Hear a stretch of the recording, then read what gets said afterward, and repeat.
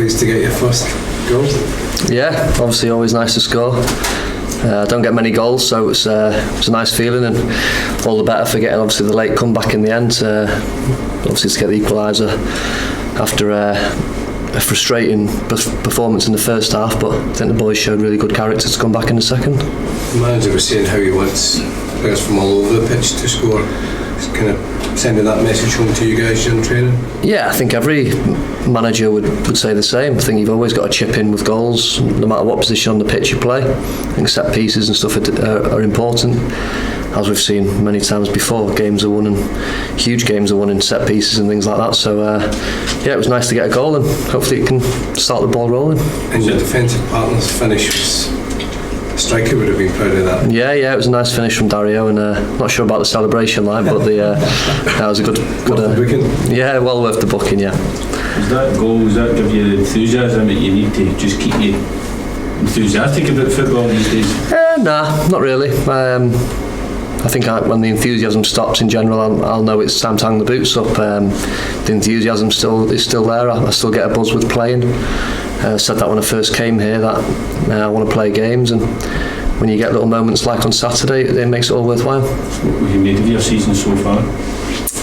I've been quite pleased every time I've played. I think we've won a lot of games when I've been in the team, and kept quite a lot of clean sheets. The real low point was obviously getting sent off against Motherwell, which was disappointing. Some would say it was a bit dubious, so that was the only blip really. But apart from that, I've enjoyed playing and enjoyed contributing to the team. Contract up at the end of the season. Are you still up for continuing? Yeah, definitely. I want to play as long as I can. I speak to players who've come out of the game, and they say as long as you feel fit, keep playing, because when you do hang the boots up and you're in the real world, it comes as a hammer blow to professional footballers. I think everybody knows that. So as long as the legs and everything keeps going, I'll try and play as long as I can. Will you put a figure on it? About 48. My missus might have something to say about that, but no, as long as I can. Was that suspension a sore one to take, Alex?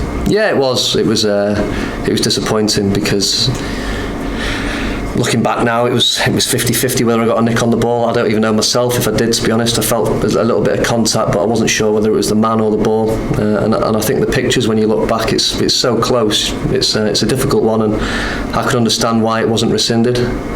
Those swines on Sports Scene didn't do me any favours, but no, it was disappointing not to get it rescinded, and it was disappointing to go up to Aberdeen and miss the game. But thankfully, I've been put back in the team, and that's the positive. Did you fear that you might lose your spot in the team after that? I think you always fear losing your spot in the team, because when you get taken out of the team and someone else can come in and play, you're always at risk, no matter who you are. And thankfully, I've managed to regain my place pretty quickly, and hopefully that can continue. What do you make of how Del Fabro settled here? I think he's done well. I think it's difficult, obviously, coming from a foreign country to play in a new league, learn a new language. You have to take time, and he's got good attributes, and he's settled in well. And obviously the equalising goal on Saturday will fill him with a little bit of confidence as well. By all accounts, the manager had a few choice words to say at half time, and he's said to us it's not the first time. It's a different side to his character that we don't see. Yeah, he's got away with his words. Obviously, most managers have when they're not happy with the performance.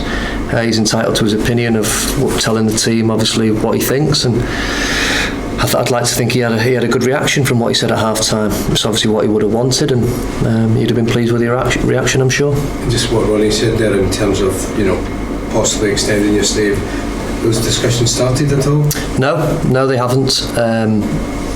So we'll have to wait and see what happens. It's obviously up to the manager and the powers that be, but I'm just going to take each game as it comes, enjoy it, and that's all I can do. Alex, you've worked under Steve Clark, Steve Bruce and Roy Keane, I think I'm right in saying. How does this manager's kind of discipline compare to those kind of famous harder men?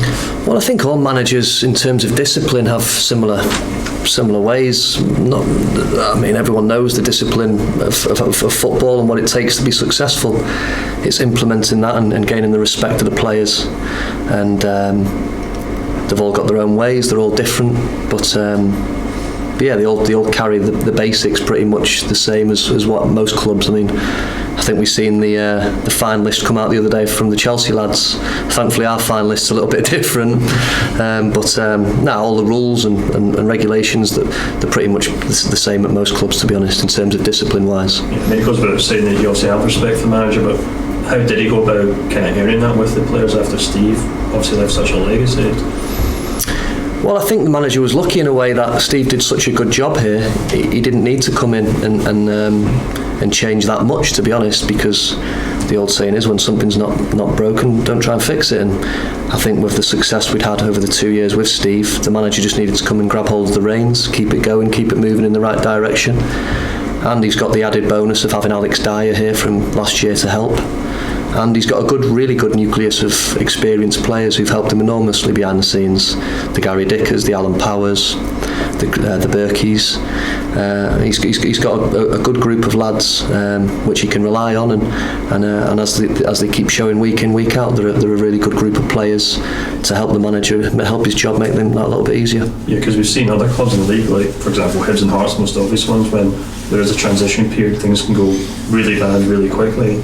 Do fans kind of take that for granted sometimes? Like what's happened to Kilmarnock, there's been such a smooth transition?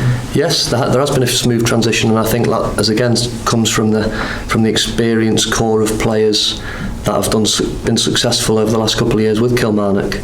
Those names and a few more that I've just mentioned there have done a really good job, and as I say, when you've got a good group of lads like the manager's got, it makes his job easier.